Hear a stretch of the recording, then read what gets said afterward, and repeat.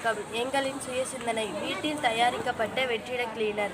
தேவையான பொருட்கள்: plastic bottle, plastic குழாய், வலை, டேப், மரத்திலான அட்டை, தீப்பெட்டி, டிசி மோட்டார், காத்தாடி, சுவிட்ச் கொண்ட battery holder, lithium battery 3.7 voltage.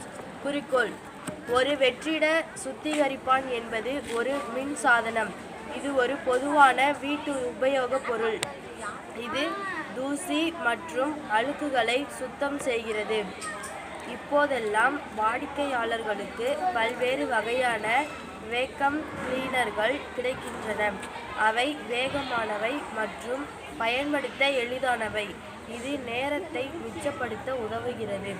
ஒரு வெற்றிட சுத்திகரிப்பாளரின் பிரதான பகுதிக்குள் ஒரு சக்தி வாய்ந்த மோட்டாருடன் இணைக்கப்பட்ட ஒரு விசிறி உள்ளது. இந்த விசிறியை இயக்கும்போது குழாய் வழியாக காற்றை உறிஞ்சத் தொடங்குகிறது. தூசி ஒரு தூசி பையில் சேகரிக்கப்பட்டு பின்னர் அப்புறப்படுத்துகிறது. வெற்றிட சுத்திகரிப்பான் 6 அத்தியாவசிய கூறுகளால் மட்டுமே ஆனது. இப்படிப்பட்ட சிறப்புகளுடைய வெற்றிட கிளீனரை எங்கள் சுய சிந்தனையை பயன்படுத்தி எளிமையாக உருவாக்கியுள்ளோம். செய்முறை: முதலில் ஒரு பிளாஸ்டிக் பாட்டிலை எடுத்துக்கொள்ளவும். அந்த பாட்டிலின் மேல் பகுதியை மூடியுடன் வெட்டி கொள்ளவும். பிறகு ஒரு துண்டு பிளாஸ்டிக் குழாயை எடுத்துக்கொள்ளவும். அந்த குழாயின் அளவிற்கு ஏற்றவாறு மூடியின் மீது ஒரு துளையிடவும். பிறகு அந்த மூடியின் மேல் உள்ளவாறு குழாயை மூடியுடன் சேர்த்து ஒட்டவும். அடுத்ததாக வெட்டி கொண்ட பாட்டிலுடன் சேர்த்து வலையை ஒட்டிக்கொள்ளவும். பிறகு பிளாஸ்டிக் பாட்டிலில் இணைத்த வலையுடன் டேப்பை சுற்றிலும் ஒட்டிக்கொள்ள வேண்டும். பிறகு ஒரு மரத்திலான அட்டையை எடுத்துக்கொள்ளவும்.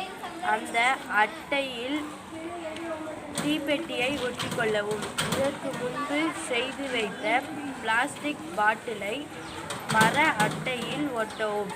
அதன் பின்பு 3 தீப்பெட்டியை ஒன்றின் மீது ஒன்றாக ஒட்டி வைக்க வேண்டும். ஒட்டி வைத்த தீப்பெட்டியின் மேலே டிசி மோட்டாருடன் பொருத்திய காத்தாடியை பொருத்தவும். பின்பு சுவிட்சுடன் சேர்ந்த பேட்டரியை அட்டையின் மேல் ஒட்டவும். பேட்டரியை தீப்பெட்டியின் மேலுள்ள டிசி மோட்டாருடன் இணைப்பு கம்பியை கொண்டு இணைத்துக் கொள்ளவும்.